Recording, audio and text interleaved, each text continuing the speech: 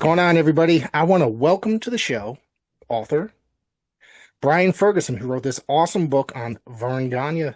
And of course, you've studied the history of professional wrestling well. Huge fan, part of the Wrestling Fans International Association on the board as well, which I was a part of at one point. Mhm. But, Brian, how the hell are you today? I'm doing good, thanks, and thanks for having me on and talking about the book. I'm excited.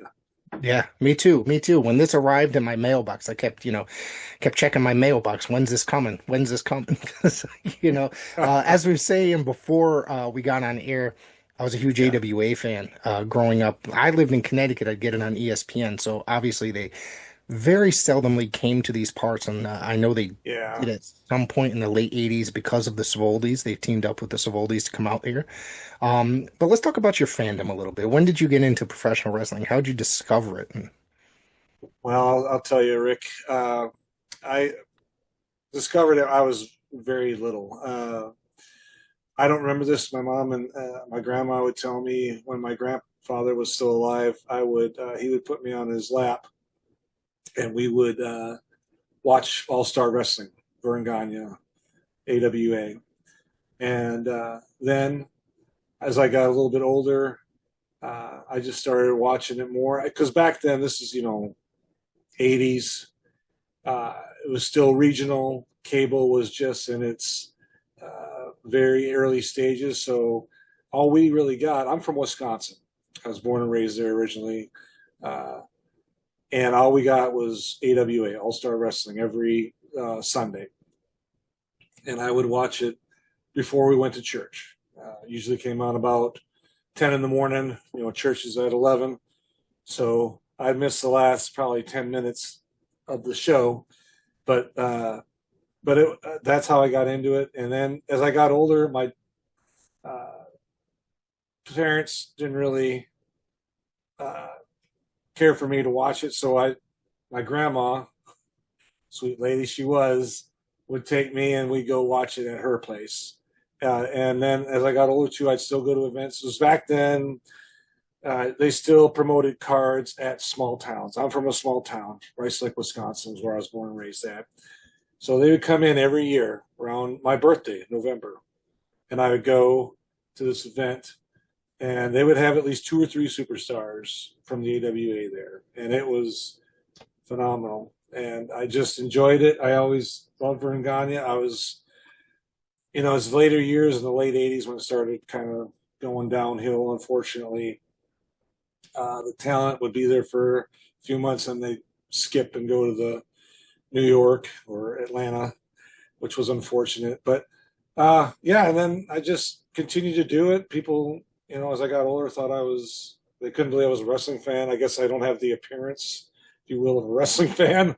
I don't know what that means, but okay. What But yeah, what is an so appearance of a wrestling fan? I mean, you go to a WWE show, I'm sure you can figure it out. But yeah, right. modern day, modern day. Yeah, So, yeah, that was a joke, everybody. So don't take that too yeah. seriously. Um, so you grew up in Wisconsin. Wisconsin, I visited Yeah, there a couple times. I had family yeah.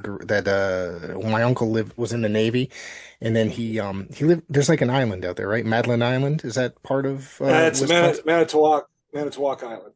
Yeah. Okay, yeah, my uncle lived there, and I visited there, and it was quite interesting. Actually, it's very small, very very Yes. small place, and there's Yeah. like you got to walk to the post office. Everything's within walking distance, it seems. So Yes. yeah, And there's a bar on every corner of the. And there, I mean, that's not being. I mean, I'm not being. I'm being serious. Most yeah, towns in Wisconsin, there is a bar. Even the little tiny dinky ones that you just blink your eye and you're through it. There's a bar there, guarantee it. right. Yeah. So growing up as an AWA fan, who were some of your favorites that were around at the time? When was this? The 70s, late 80s, or early 80s? I mean, 70s. Yeah, I was born in '70s, so late okay, '70s, early '80s. Well, obviously Vern yep, was one. Uh, I at the time that I look back, I would say Nick Bockwinkel, even though he was a big heel at that time in the right, late '70s, early '80s. Couldn't stand the guy, but he would draw you in every week when he had his interviews with Bobby the Brain, Bobby the Weasel, Heenan. Um, I remember Jesse Ventura, Adrian Adonis, the East West Connection, when they were there. Greg Gagne and Brunzell, the High Flyers. Hogan, when he was there. A lot of people don't realize that with Hogan, uh, Hogan, before he was in the AWA, he was in all these other places, including the WWF, Yep, and Memphis, really didn't. you did, yeah. Yeah, Memphis. I mean, Yep. he did some stuff, but he really didn't get over until he got to the AWA. They Yeah, I knew think, how to. They sorry, knew go how to ahead. get him over. No, I'm just saying Yeah, I they think it got was him over. the combination of not only it was like perfect timing between that and then Rocky 3 as well, all happened Right. at the same time, and then it just kind of Mm-hmm. shot him up into superstardom, and then Yeah. that's when Vince was also cherry picking the talent at that time from each and every territory, and it's Yeah. unfortunate because it seemed like the AWA suffered the most out of everybody, and Vern kind of refusing to change with the times as well. On top of it. Yeah. It's unfortunate. You're right. I think everything prior to when Vince Jr. took over was all every territory. It was a handshake Right. for their deal. It was not a contract, a written contract. It was a verbal and a handshake, and that's how it was. And unfortunately, when things started changing, uh, Vern, I always say this: when you read the book, you'll realize if Vern would have applied the same thinking that he applied when he started his AWA in 1960, as far as all the politics and all the things that didn't go for him in the NWA in the 50s. If he would have applied that same logic, okay, maybe I should do this and should do that, change a little bit, I Right. think we would have still at least the big three. I don't Yeah. know about NWA, but I know like it would probably be WWE, AEW, and AWA. That's my personal Yeah. opinion.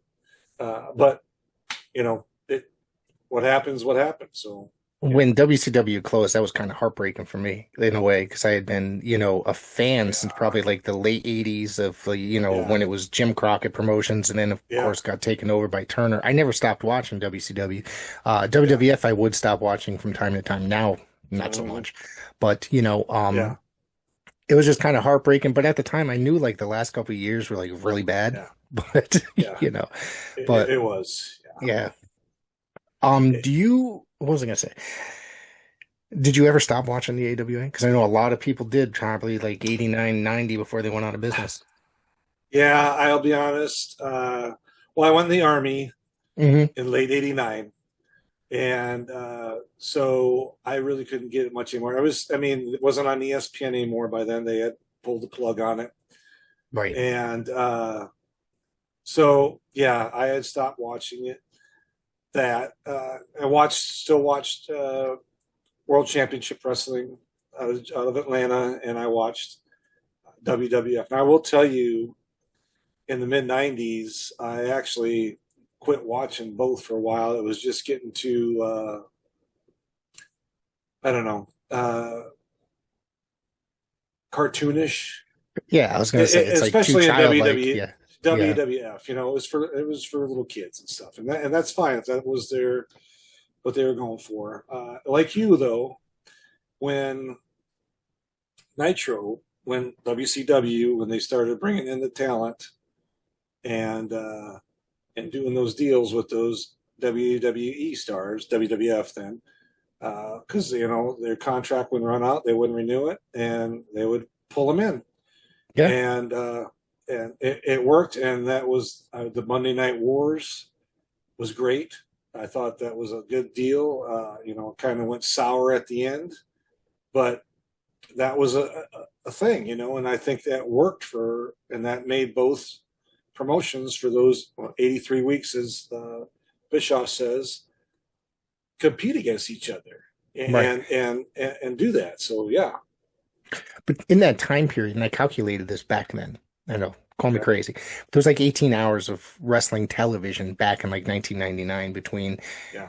any of the 2 3 hour programs that the major promotions were having, and then the hour that 2 hours a week that ECW had shortly. There was, TNN, Yes. and then and then any of the like B shows that WWF or WCW had, like Worldwide or WWF Superstars, stuff like that. So there was Yeah. like, but now, think about now. There's wrestling on Yeah. every night of the week between Pretty much. some sort of independent streaming service Yep. and cable, Netflix, all that stuff. It's kind of incredible that back then in 1999, I thought, wow, 18 hours. It's on, it was like on like 4 nights a week because Yeah. WCW Saturday Night was still on the air.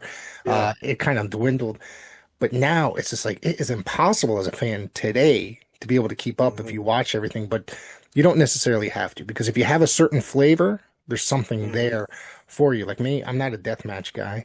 I'm not a comedy guy. A lot of modern stuff I'm not particularly a fan of. I really, really like old school traditional Yeah. style professional Yeah. wrestling. That's why I continue to watch like Herb Simmons program each and every week. Uh, SICW. Yeah. Great yeah, show.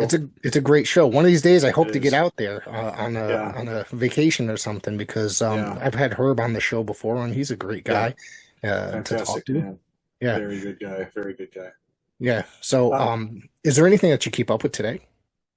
sure. I keep, well, SICW like yourself. They're Yeah. having, I don't know when this is dropping, but they have this fan fest coming up this coming the weekend, the 7th Yep. or the 16th and 17th of May. And I usually go to those, but unfortunately this year I am full time RVing with my wife and I, and we are actually in Savannah, Georgia right now. And Oh, nice.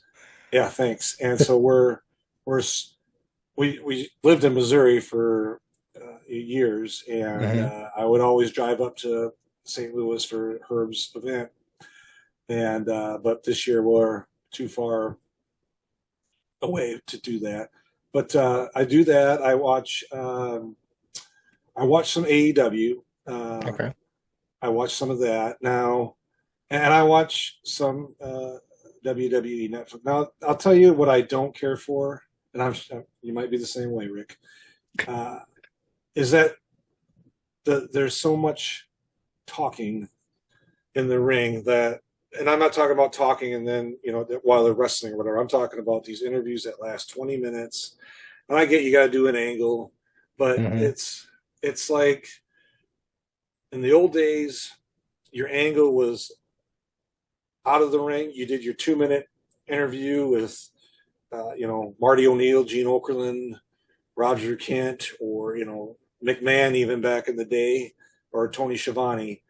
Those guys. It was 2 minutes, and then you went to the ring, and ding ding, they had a match. Even if it was a superstar against a jobber, whatever. It was very little speaking, or a lot less speaking, more action. Hmm. And that to me today is kind of the missing component. But there's also a big generational gap between myself and a 25-year-old Yes. been watching it since he was a kid. That's all Yeah. they know Yeah. is they Um, talk for 20 minutes. if you watched, did you watch WrestleMania this year? I know we're so, I did. yeah, okay. Yeah. So we're like weeks past that, Yeah. and every intro in between match intro, between the talking, the introductions, etc., it was about 20 to 30 minutes Yeah. before they got, and then they made it a 5 hour show each night. Mm-hmm. With very little few matches, and it's just like, Mm-hmm. man, like the introductions, it's like they're putting an art, and I get it. I get the, all about they want to put this art, and people do go all out for WrestleMania, etc., etc. But I am tuning in to watch what's happening in the ring. I'm not just some nerd, like, like guy that's like Yeah. just watches online. I watch wrestling a lot. I do Yeah. a podcast. Mm-hmm. Yeah. I don't want to just watch these introductions for a half an hour, Right. 30 minutes. Yeah. And then it's like, it's just as bad on like, Monday or Friday night where they come out and talk for 20 minutes before they have a match. Back when we were growing up, they do the introduction, commercial break, come back. The first match was in the ring and that was Yeah. it. And that's the days that I miss. Like I'm more of a traditional, uh, style when it comes to it. I still continue to watch the NWA. I don't know how Yeah. great it is.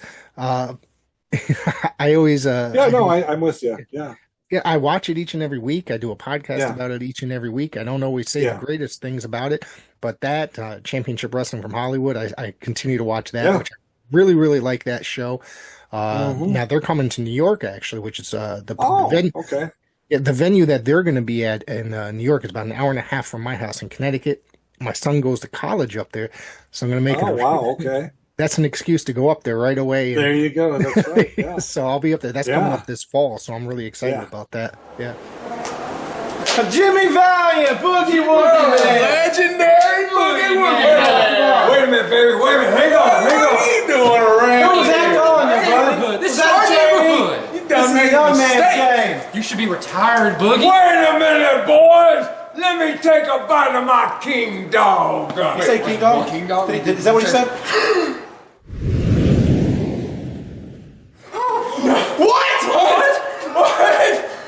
What happened?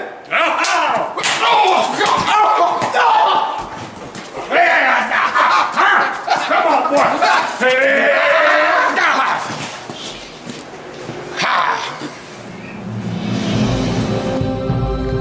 Don't let hunger bully you. Get yourself a king dog, and you too can become a super hunger fighter.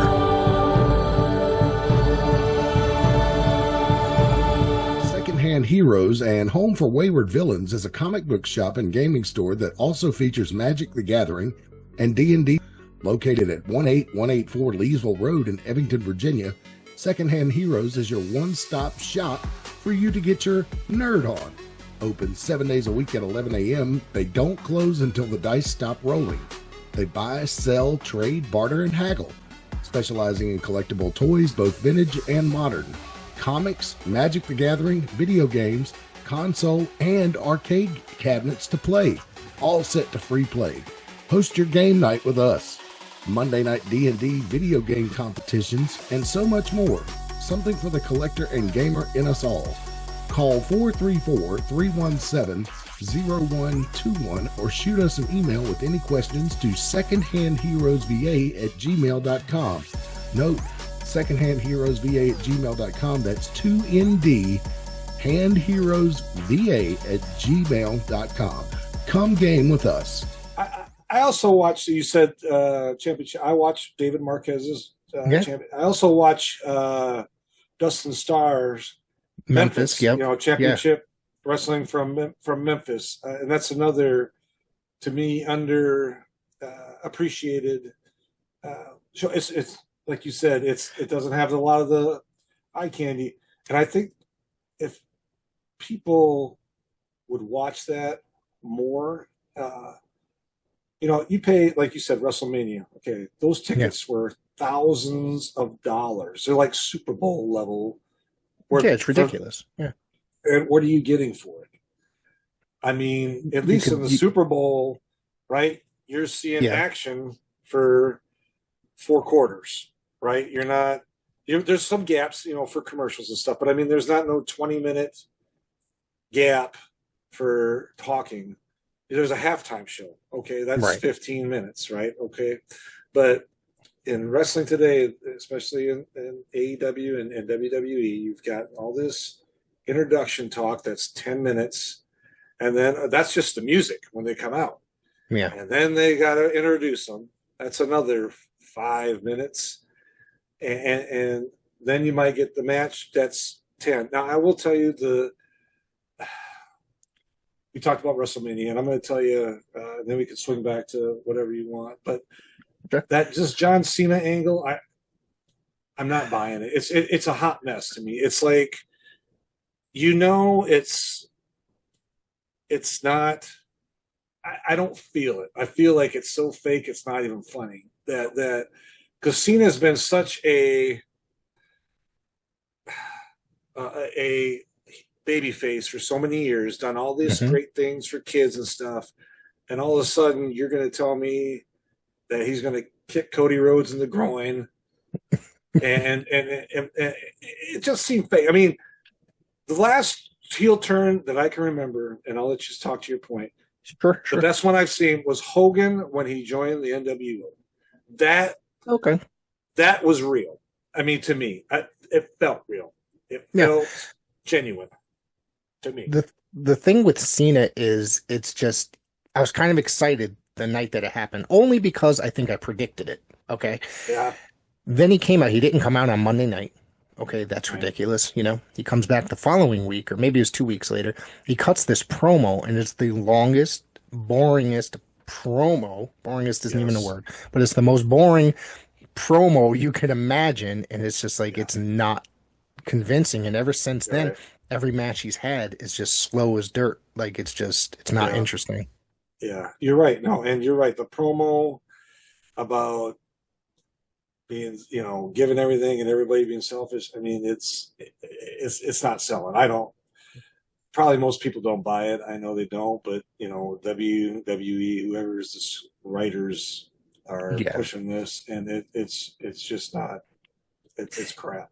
And compared To to me. last year's WrestleMania, I thought was amazing. I thought it was a really good Yeah. show put together for both nights. Me and Bob Smith did a podcast about it, raving about how good it was. And this year, I was on Twitter the whole time, just knocking it, making fun of it. I couldn't stand the New Day winning the tag. It's just like, who even cared about that happening? And Jimmy Uso, just a guy that yells yeet, winning the world title. I know. Gunther was a great champion. He was. And I think Gunther that, was believable. Gunther, his interview skills aren't the greatest, or his mic skills. If he had a good manager, that could be remedied. But his ability in the ring and his toughness, I mean, you can't. Yeah. Yeah, you're right. Jimmy Uso, the Yeet. I'm not. I think I'm with that you. Gunther could talk to a certain level. Like, I think what he does fits the character. Because he can be a wise ass at times too, and it comes out like, oh shit, like it kind of catches you off guard a little bit. It's like some of the comebacks he has, or some of the cuts that he has, some of the guys. So it ends up being more entertaining than some people realize. But I think that he was a great champion. He's a very old school style professional wrestler, and probably the best in the game right now. Personal opinion. Oh, I couldn't agree with you more. Gunther, especially since he started there when he was Walter, Yep. and his transformation of his physique and how, I mean, he was a big fella. He was. He was a big fella before, and now, I mean, he's still a big guy, but tall, but he's a lot leaner and a lot faster and stronger. And you're right. He was a great Intercontinental champion when he was Intercontinental champion, and he was a great world champion. I think I'm going to give it. I hope they're smart enough to do this. The next pay-per-view, Uso will have a rematch with Gunther, and he'll get the belt back. I mean, give Jimmy Uso Jay Uso, Jay, sorry, Jimmy or Jay, whoever it was, the Yeet guy. I think it's Jay, isn't it? Main event Jay Uso. Yeah. Yep. Okay, sorry, I get them mixed up, but give him his little couple months. It's kind of like, to me, it's kind of like a Kofi Kingston run. You remember that a few years ago? I was there for that. Yeah, I was there. I mean, Brock Lesnar destroyed the man after the rematch. I mean, it was awful. I mean, it was hard to even watch because he was just throwing him around like a rag doll. And it lasted like 30 seconds, I think. If I remember correctly. It was. And so I hope that's what they do. And same with the tag titles. Give it to, anybody. The War Raider. War Raiders. Yeah. They weren't bad, but I mean, they've brought him in on fire on times, and then they just kind of lingered, and then they brought him, all of a sudden they push him for the titles, and they linger. It's inconsistent what they've done with the War Raiders, really, over the last, 5 or so years that they've been part of that company. Yeah. Let's talk a little bit about your book. All right. Okay. Yes, please. I love it. You said you're a huge, well, there it is. See, I got it right here, holding it up right you in do. front of the camera. There's the back. Yeah. Back. This is a self-published book, if I'm from the way I'm looking it is. It is. I had a publishing firm put it out per se. Okay. But it is basically self-published. I mean, they did some corrections on it and stuff. Right. But they put it out. Yes, it's self-published on Amazon, Barnes and Noble, Kobo Rakuten, and Lulu Press. But it is. It took me 2 years to write the book. I started it in late 2022, early 2023. Okay. Did multiple interviews with family members, Fern's children, and I did a lot of research through the University of Minnesota, because that's where he was a huge star there. I mean, he was a 4-time Big Nine, now known as Big Ten wrestling champion. He was an excellent football player. He played offensive end on both the left and right side of the line. He was drafted by both the Cleveland Browns and Chicago Bears in 1947. Unheard of, right? And guess what's even this? I'll give away a little piece in the book. He couldn't play college ball in the fall of 1947 for the year because he's academically ineligible, and he was still drafted. Well, there's a good piece of trivia right there. Yeah. That's incredible. Yeah. So he was just an incredible athlete. Go ahead and fire away. I don't want to take all the thunder, so go ahead. No, I mean, what was it like? Like, you talked to Greg, and obviously he had daughters, correct? If I remember correctly. He has actually 3 daughters. 3 daughters. One of them a ring announcer for AWA, if I remember, in the 80s? Donna, right. Donna. Okay. Donna was a ring announcer. Kathy worked a little more behind the scenes, and Beth, the middle sister, didn't have anything to do with wrestling or nothing. And she chose not to be a part of the process of the book, which I totally respected. I said, okay, no problem. I only put her in there a few times when she was born and a couple of events. Other than that, I respected her and her family's wishes of leaving her out. And I was like, okay. But yeah, it was that. And I did a lot of, newspapers were a big thing back in the 50s and 60s. Right.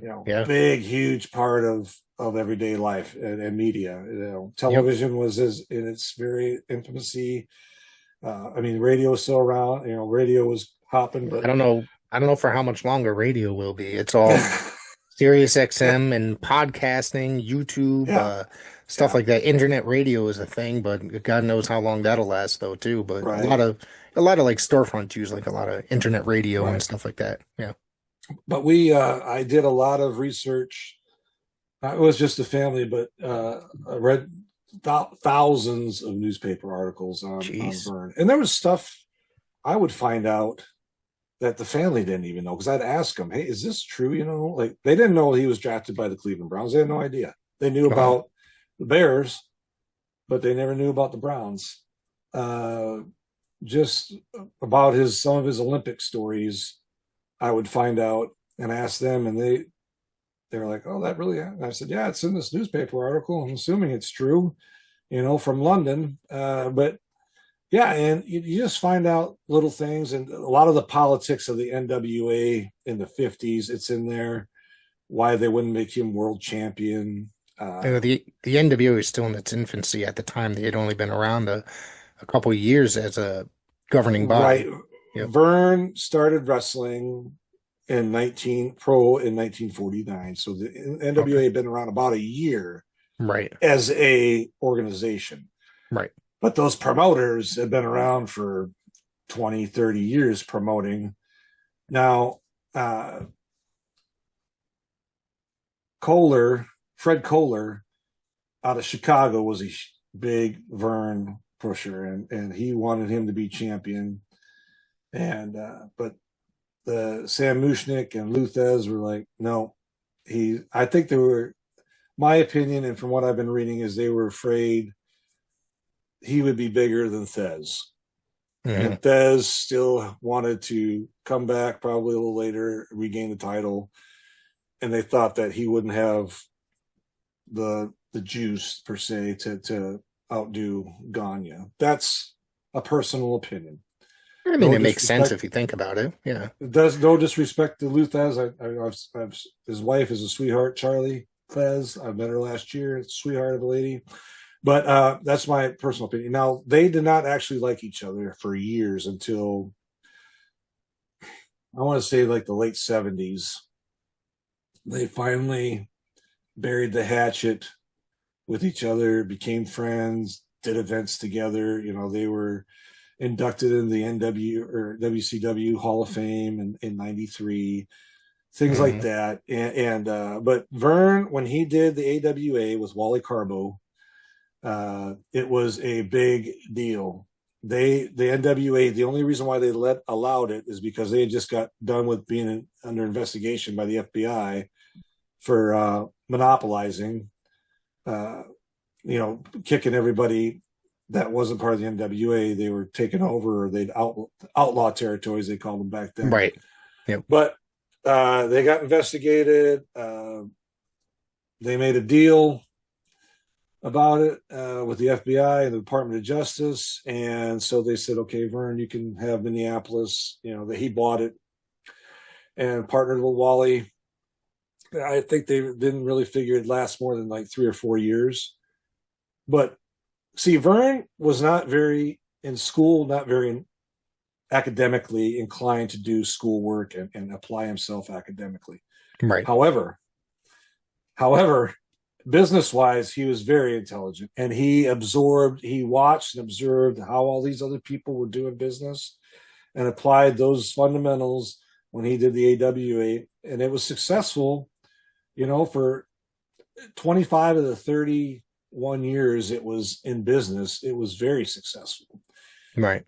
And he just had, especially from about 79 to 83, one, he was the largest promotion territory in the country at that time, and he had the most talent, and that's because everybody wanted to be on TV, and they got paid well by Vern. Vern was paid out very well, and he gave people time off for their family and stuff. He was a very family oriented man, and that's why people like working for him. Now, they didn't always agree with how he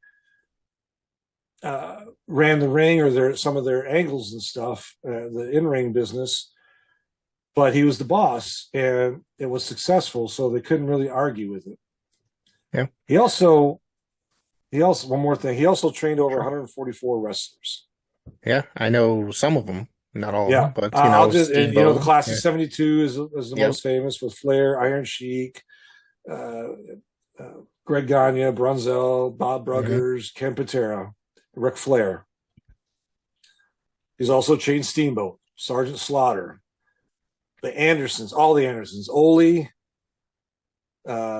Gene, and Lars, the original Anderson brothers, the original three, Okay. the Minnesota Wrecking Crew. Right. Baron von Raschke. I could go on. Those are just some of the well-knowners that have done, but he did 144, around 144. I know it's 144 or more for sure. That's But, amazing. yeah, and all of them, 99% of them, went on to main event status, successful. So That's pretty impressive. yeah, very impressive. Something you said a couple minutes ago. You mentioned that he ran the largest territory. Yep. Now I heard Greg reference that too, and I think was it Tales from the Territories on Vice about 2 years ago. Yeah. Now I know it was like Minnesota, Wisconsin, was it Nevada, and parts of California, correct? He had, yes, and he had Winnipeg Okay. up in Canada. He had North and South Dakota. He had Salt Lake City, Utah. And like you said, California, the San Francisco, Sacramento, Northern California area. He had Nevada, Vegas, Las Vegas, Reno. Right. He just kind of, what they did is they always made these deals back then. You don't cross into another Right. guy's territory. Well, what he would do is if they were like struggling or wanting to sell, Okay, they would call him, or probably, or he'd call them, whatever, and he'd say, "Okay, I'll buy your territory, but I want all the rights and all that stuff, the TV rights." And same thing back then, it was all a handshake. Even the TV rights deals were all, Jeez. yeah, they were all. There was no paper, and that's what the downfall was, part of it. But yeah, so he would get all these things when he bought these territories, but he would keep the guys. And the good thing back then, Rick, was if you got stale in like Vern, if you were in Salt Lake City and you were there a year and a half, 18 months, 2 years, you started getting kind of stale, they kind of like, okay, you could go to Minneapolis Right. and nobody would know the difference because Salt Lake City wasn't televised in Minneapolis back then. So he could go to Minneapolis and work a new gig and become superstar. So yeah, a lot of television was syndicated then, so they wouldn't, right. or syndicated markets or regional markets. It wasn't like today, kids, where it was all cable TV, and you can see it 24/7 or on demand, and so it was, and I kind of miss days like that. You know what I mean? Like regional wrestling programs, but. I guess going back to what we were talking about earlier, we're kind of getting that feel with some of the stuff we watch, only it's on YouTube. Guys like, Herb Simmons or David Marquez's organizations. It's all, those are regional promotions for the most part, but some of the talent in those promotions is just, incredible. Gotta tell you. Yeah. Oh, incredible. Yeah. Incredible. SICW, Herb, he's been doing this for over 50 years. I think this is his 51st year doing this, if I remember correctly. Yeah. And doing it for 50 years, staying in business for 50 years as a St. Louis, Eastern Southern Illinois hub area, and being able to do that says a lot. Yeah. And he knows a lot of people too. So. Yeah, he knows a lot of people. I've conversed with him. I met him through somebody else, and some of the people that he has on his show. Now, if he doesn't have brand new, now this is my favorite part of his television show. If he doesn't have brand new matches to show, he shows matches from Wrestling at the Chase because he owns the tape library of all that stuff, and it's kind of amazing because I think it was one day I turned on the show and it was like Harley Race and David Von Erich maybe at one point. Yeah, and I was just like, oh, wow. You know what I mean? Because I'm a huge history nerd when it comes to professional wrestling. I love learning about the stuff prior to the 80s, 70s, 80s. And there's still stuff from my era in the 1980s that I'm discovering, and I absolutely love it. Yeah. No, I'm with you. So I do the same thing. I watch Herb's stuff and Wrestling at the Chase events. It's great. But you're right. You get on YouTube, and that's the great thing about YouTube. You can go on there and probably find a match that you've never seen especially from the 50s and 60s. There's a Chicago Archives YouTube channel that has all these matches with Ray Davis was the commentator, and he would call these matches every week out of the amphitheater, and there's the who's who in that area there. Fez, Gagne, Wilbur Schneider, Antonio Rocco, Dominique DeNucci. You name them, they were there, and it's awesome. So have you ever seen the Armstrong Alley YouTube channel? I have not. Okay, look it up. Check it out. The uploader is he goes by the name Chris P. Lettuce. Okay, you can find him on Twitter by that name. Okay. He uploads some of the most obscure, rare, hard to find territories from, the 70s and 80s, even into the, early 90s and such stuff that was like when the territories were kind of dying. He has lots of weird Chicago like wrestling from like the late 80s, early 90s, like Chicago Championship Wrestling or something like that. I spent a couple hours watching that a few weeks ago. It's a very interesting channel, and as an older historian territory type guy, like historian, I think that you would really, really like that. Yeah. No, I'm going to check it out, definitely. So Oh yeah, I've been watching it for about a year now, and Yeah. it's just an amazing, it's an amazing channel to discover. And it seems like he hasn't uploaded in a little while, but Yeah. every now and again he comes back after, disappearing for a little while. Hopefully, somebody ain't going after him for uploading content. I think none of this stuff, I think, is owned by the big guys that I've witnessed. Okay. You know what I mean? So that's the fun part about it. Okay, because that's Yeah. the bad thing is some guys upload stuff and then they get hammered by the big guys, Yeah. and saying that's copyrighted, we own that, you can't upload that. Even Well- though he probably recorded it 40 years ago on a VCR tape. For those that don't know, a VCR, it's a video cassette recorder. That's Before you know, on demand, before yeah. DVDs, we So, had VCRs. Yeah. yeah. So that's good to know, though. I'll check it out. Yeah. Definitely. And I think that's the reason why they ended up starting the WCW channel, was because the people were just uploading episodes of things that were not on Peacock, per se, Yeah. like the syndicated shows, like Pro, Worldwide, stuff like that, Yeah. and Yeah. some of the pay-per-views that aren't even available up there. So Yeah, that's the thing I don't like about. I'm glad you brought that up with the Peacock WWE. They really don't have any good. I shouldn't say good content of the AWA, and they have a few things, but I guarantee you, I know they have a lot of that television content from the early 80s and late 70s that they could put on there that would really have fans understand and realize how big the AWA was and how Vern Gagne made it from just a little Minneapolis territory into at one time, the biggest promotion territory in the United States. So I wish they would do that. If anybody's listening from WWE, please put a bug in Paul Levesque's ear and tell him to put that stuff on there. my other thing with that is they also own like the rights to World Class. They have everything from 1983 to 1988 up there, but they don't have some of the other, like anything prior to that when it was NWA Big Time Wrestling. They don't have they own the rights to Smoky Mountain. None of that stuff. There's like 5 episodes. They own, I believe they bought the Southwest library like years ago and have not uploaded a single bit of it. And when I found out that they bought that, and that's what the WWE network was actually still around when I heard that, like in its infancy, I was like, oh, this is great. Never saw anything. And it's just kind of upsetting because there's all these like people that just love classic historic wrestling.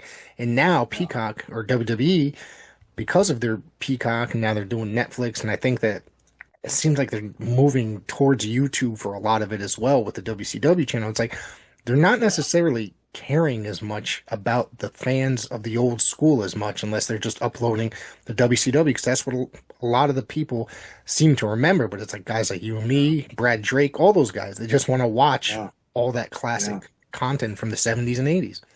I guess we're dinosaurs, and we're not the people that are going to spend the big bucks on spending $300 at a WWE event, buying a ticket, which is probably at least $70, and then a T-shirt for $40, and then your food and stuff. So you're going to spend $200-300 just to get there. You're looking to spend about $400 or $500. Granted, if you're bringing, the wife and kid, or you know what I mean. I was just saying, just you. Yeah. If you're bringing the family, you're going to be paying big bucks, and yeah.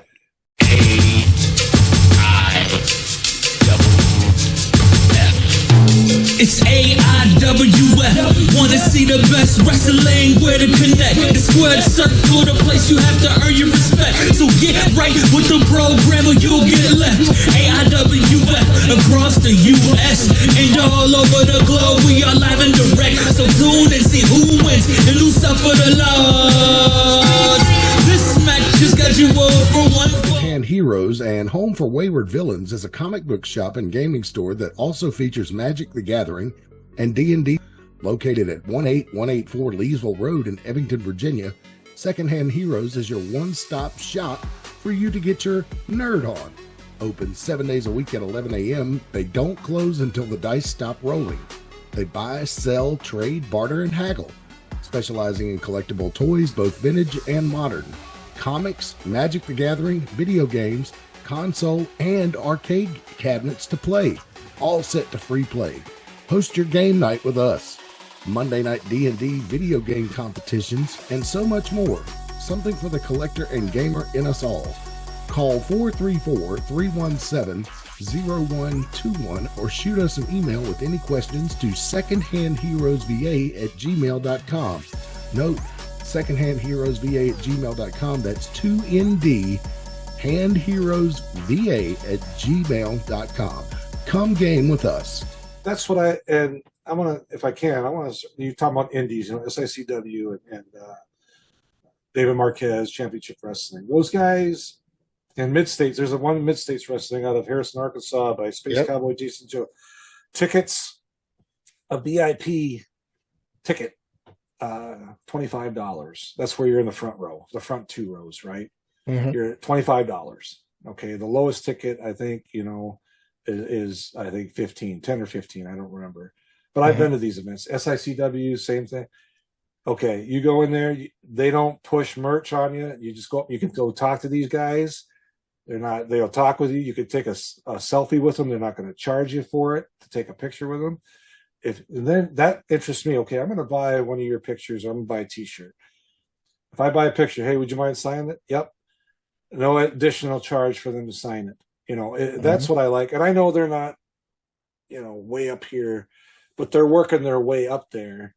And I appreciate the fact that a lot of these promoters don't, and they'll tell you, they tell them, you don't force or try to sell your merch. You just stand there, talk to your fans. They'll buy it if they want it. They'll take a picture of you if they want to, this and that. And it works. It's a good formula. And they don't charge an arm and a leg for a t-shirt. You're like $20 for a t-shirt or something. It'll, Picture's like 10. Yeah, I usually go to a lot of independents here in Connecticut, Massachusetts, and sometimes New York, but not as much. But it's like a lot of guys just sitting there. And if it's somebody that I really like a lot, or if I'm kind of friendly with them, I'm paying for, I'll buy that shirt. I have a closet full of shirts I don't wear from guys that I bought shirts of. So, I do too. Pictures I definitely buy. I have a box of pictures that eventually this wall back here is just going to be decorated. It's all a matter of time, So yeah, I'm with you. When I had we lived in our duplex, I had a nice wall of things, but now RVing is just there's no room and. You got to go with you got. I'm going to get a green screen here soon, and I have a picture of my old room I could put on the back, kind of like what you're doing. I'm going to try that and see if that works. And so let's see. You're still doing bumps and thumps? I am periodically. I don't do it as much as I used to. I just did one. It came out today. Is the 12th. It just came out today. It was with. Richard Vicek and Stephen Verrier. They wrote the book on Wilbur Schneider, the world's most scientific wrestler. I did an interview with them, and I'm gonna order the book. I haven't ordered yet, but another person like Vern, who has not gotten the recognition that they deserve. And Wilbur was a huge draw in the 50s and 60s and early 70s. And he promoted with Dick the Bruiser in Indianapolis for a number of years, and it's a great interview. If people have time, watch it. I think it's pretty good, and or listen to it. It's on YouTube and all the other outlets of audio. So, like you get to it when you can. Working and with me RVing, it's a little more challenging to get an internet connection. When you're on the road. But I enjoy it. I enjoy talking to guys like you, and promoting this book. And the book, I will say this, the book is the hard copy like this is $20 on Amazon. Vern, it's $20. If you have an ebook or a Kindle, or Nook, as they have at Barnes and Noble. It's $7.99. Can't go wrong there. And by the way, physical media is not dead, so I'd really love for y'all to go out and buy the physical book. Yes. You know, it'd be Yes. I bought mine. I'm a physical media type person still, even though Me I too. belong to 18 different freaking streaming services. I don't know. But mostly my wife's fault. But you know, There you but go. you know, I still buy plenty of books. I just saw 2 books that came out recently that I need to buy as well. Bob Smith Yeah. had posted both of them on his page. Just saw somebody wrote a book on Hot Stuff, Eddie Gilbert, which I'm just like, geez. I said, oh man, Okay. I need to get this. And this week I'm probably going to order Yes. that. Then I saw Barry Horowitz put out a book. Barry Horowitz was one of the first interviews I ever did in Okay. podcasting. And I got to say, man, great guy. I've had a chance to meet him numerous times after that. And, you know, that's just, he has a very interesting career. So I'd really like to read that book as well. And so, Yeah. yeah. I haven't read that one, or I didn't know about Hot Stuff, so I'm gonna look that up. But I am gonna get the Wilbur Schneider book. That I want to get too. So there's Yeah. maybe this week when I'm going to place a huge Yeah. order with Amazon. So, I want to tell you too. We were talking about Herb earlier. Herb is, there's a event in July, the George Tragos Luthez Hall of Fame Yep. in Waterloo. The weekend of the 18th, 19th, and 20th of July, I believe it is. okay. Herb is been designated his promotion to run the wrestling show during Saturday night, I believe it is. And I'm telling you, if you can get to Waterloo, I'm going to that. We planned that in our trip. We're going to go to Waterloo, my wife and I, and we are going to watch, and it's going to be great. There is a bunch of guys that are going to be there this year. I know Medusa, Deb Michelli, she's going to be there. She's getting she's getting an award. I know Eric Bischoff, Sergeant Slaughter. There's go look it up on Facebook. Yeah, they have a Facebook page. I was going to look into that last night, actually. I'm glad you told me. This July, actually, is a very busy month. I got 2 daughters that are getting married in the over the summer this year. So, man, you are busy. Yeah, so between that and then my niece in August, we're going to be running around like crazy. However, I may be able to make that because I was looking at that. I'm looking into the International Pro Wrestling Hall of Fame for October, which is about 3 hours from me. Trish Stratus is getting inducted this year. She's the guest of honor, from what I. Seth Turner does a really great job of running that organization, and I've actually got a chance to meet him at the NWA 76th anniversary last summer. Great guy, great conversation, and yeah, man, it was a lot of fun. So I'm looking forward to. There's a lot of great wrestling stuff coming up. There is. I don't know how much I'm going to be able to fit into my schedule this year, as far as like Hall of Fames and such. I'm going to the end. I'm going to the Crockett Cup this weekend in Philadelphia. Oh, so me and my son are driving down there. It's a 3-hour drive from where we live, and I'm looking forward. What's your prediction for the Crockett Cup?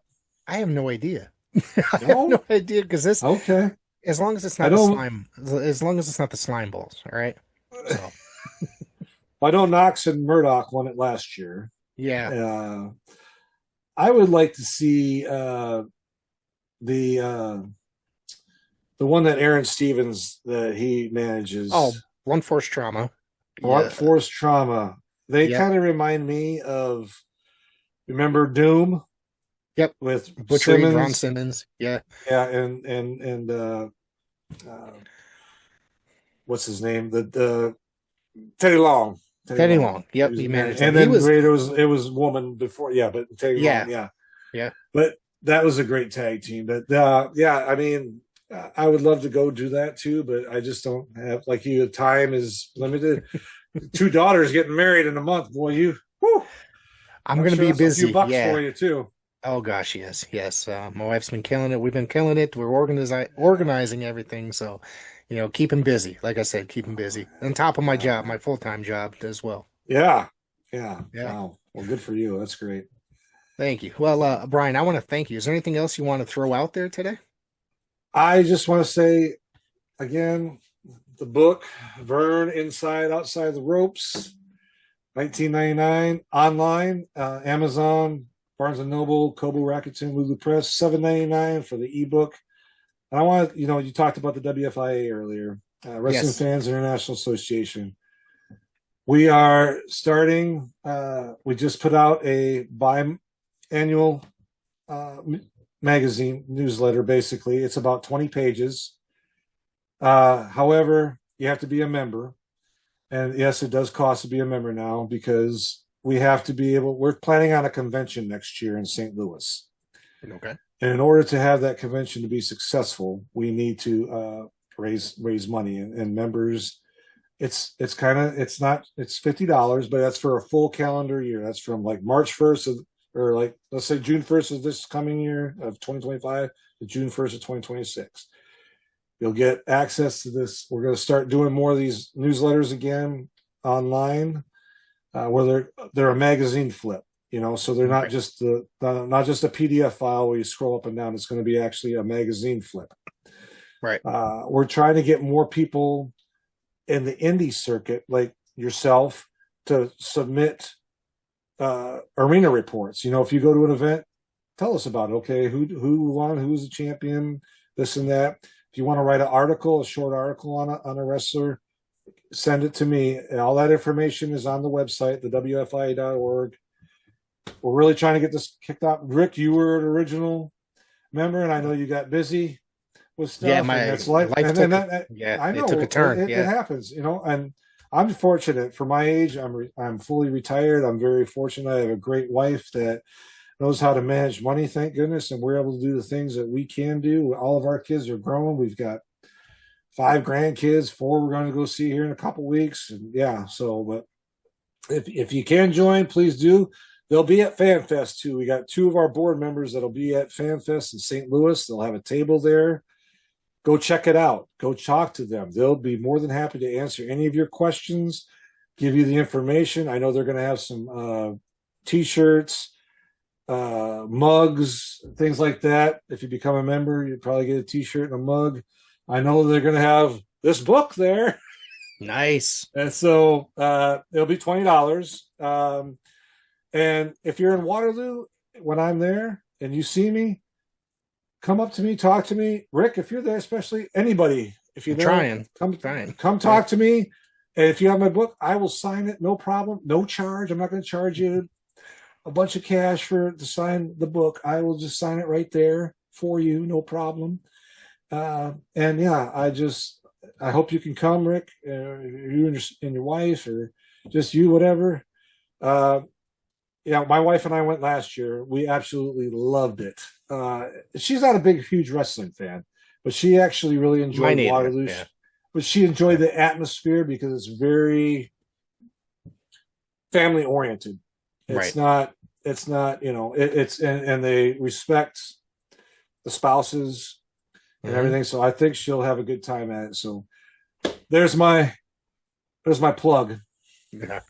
I want to thank you for coming by, and hopefully we'll have to have you back at some point. Oh, I'd love to be on, and I'm gonna have to have you on my podcast and talk about your stories and your coming events and stuff. Anytime.